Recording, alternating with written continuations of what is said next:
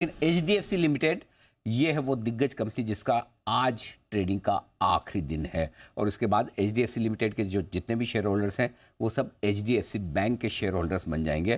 तो आज HDFC limited की विदाई का दिन है। वो विदाई हम अपने अंदाज में देने वाले हैं, उसकी भी तैयारी। लेकिन उससे पहले एक बार जरा वरुण तैयार है, पहले वरुण से समझ लिया जाए कि HDFC की डीलिस्टिंग की वजह से इंडेक्स में क्या बड़े बदलाव होने जा रहे हैं।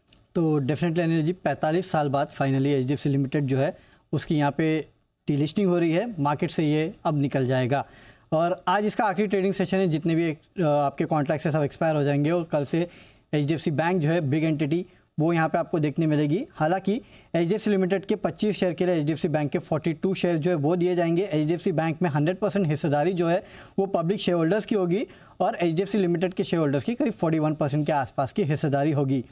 जो बदलाव होने वाले हैं इसके चलते इंडाइसिस में सबसे पहले तो निफ्टी 50 में LTI माइंडट्री इसकी जगह लेगा, निफ्टी 100 में JSPL, मैनकाइंड फार्मा, निफ्टी 500 में मैनकाइंड फार्मा और निफ्टी नेक्स्ट 50 में LTI माइंडट्री की जगह JSPL आने वाला है और निफ्टी फाइनेंशियल सर्विसेज में LIC हाउसिंग फाइनेंस ऐड होगा। BSE सेंसेक्स में JSW स्टील ऐड होगा, 500 में JBM ऑटो, सेंसेक्स 50 में अपोलो हॉस्पिटल और सेंसेक्स नेक्स्ट 50 में जोमेटो होगा। अपोलो हॉस्पिटल बाहर चला जाएगा। अब देखिए क्योंकि HDFC बैंक जो है वो अब मर्ज एंटिटी होगी, बड़ी एंटिटी होगी, तो बैंक निफ्टी में इसका वेटेज जो है वो बढ़ने वाला है। 26.9% से बढ़ के 21.9% हो जाएगा और करीब 500 से 600 करोड़ के आसपास के इन्फ्लोज आ सकते हैं। निफ्टी 50 में अगर आप देखेंगे तो फिलहाल करीब 8.6-8.7% के आसपास का वेटेज जो है वो HDFC बैंक का है। ये अब बढ़ के 14.4% हो जाएगा, यानी कि वेटेज के लिहाज से अगर आप देखेंगे तो ये सबसे बड़ी कंपनी होने वाली है। सबसे ज़्यादा वेटेज अगर निफ्टी 50 में किसी का होगा तो HDFC बैंक का होगा। इनफैक्ट मार्केट कैप के लिहाज से देखेंगे तो रिलायंस के बाद ये सेकंड कंपनी होगी सबसे बड़ी मार्केट कैप के लिहाज से और इनफैक्ट दुनिया भर में अगर आप देखेंगे तो 4 सबसे ज़्यादा वैल्यूएशन वाले बैंक जो है उनमें ये शामिल हो जाएगी। 4th नंबर पर ये बैंक आने वाला है। इसके चलते जाहिर सी बात है क्योंकि अब इसका वेटेज बढ़ेगा तो काफ़ी सारे बैंक्स का वेटेज कम होने वाला है, जिसमें IndusInd, AU, ICICI, SBI, Kotak सब शामिल है। इनके वेटेज में कमी आएगी। LTI माइंडट्री निफ्टी 50 का हिस्सा बनेगा। 0.5% के आसपास के वेटेज के साथ 800 से 900 करोड़ के इन्फ्लोज आएंगे। JSW स्टील सेंसेक्स का हिस्सा बनेगा। 0.9% वेटेज के साथ करीब 1200 करोड़ के आसपास के इन्फ्लो आएंगे और JSPL क्योंकि ये निफ्टी नेक्स्ट 50 का हिस्सा होगा तो 260 करोड़ के आसपास के इन्फ्लोज यहाँ पे भी आ सकते हैं। तो कल से आप एक बड़ी बैंक को देखेंगे HDFC लिमिटेड नजरों से ओझल।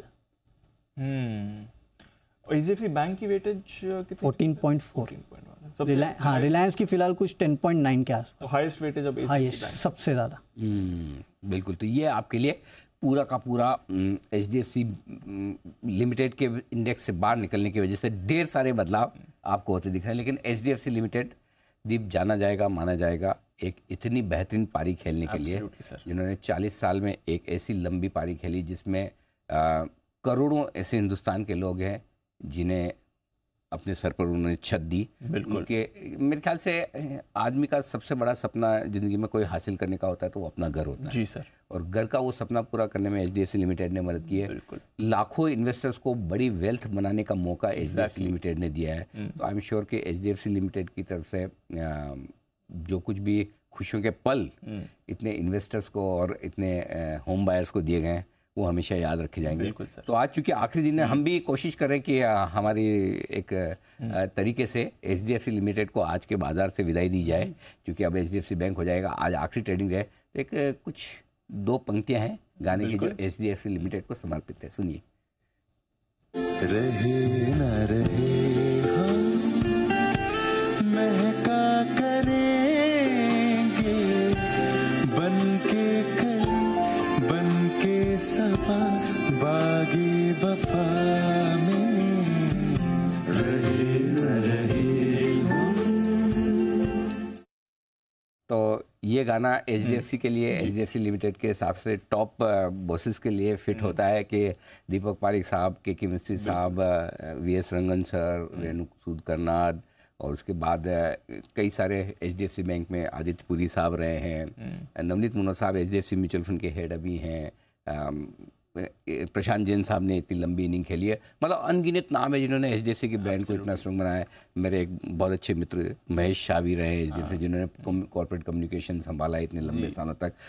इन सब लोगों ने मिलकर जो एचडीएफसी लिमिटेड बनाया, एक बड़ा emotional moment I am sure इन सब के लिए होगा, लेकिन जो एक बड़ा ऐसा कॉर्पोरेट हाउस बनाया है जिन्होंने इतनी बड़ी बड़ी इंस्टीट्यूशन तैयार की। आज हिंदुस्तान में बिना किसी प्रोमोटर बैकग्राउंड के इंडिया की नंबर 2 कंपनी बनाना एग्जैक्टली अपने आप में किसी भी लिहाज से छोटी नहीं है। और शायद बाकी बैंक्स की जो अनलिस्टेड कंपनियों को और लिस्टेड कंपनियों को जोड़कर अगर एक साथ देखें, एचडीएफसी बैंक के साथ म्यूचुअल फंड, इंश्योरेंस, ये सब, तो और भी बड़ी कंपनी आपको नजर आएगी। तो सबको, जिन लोगों ने एचडीएफसी को एचडीएफसी बनाने में इतना अपना योगदान दिया, अपनी ज़िंदगी दी, उन सबको जी बिजनेस की टीम की तरफ से, हमारे दर्शकों की तरफ से बहुत बहुत बधाई और नई इनिंग की ढेर सारी शुभकामनाएं। बिल्कुल सर।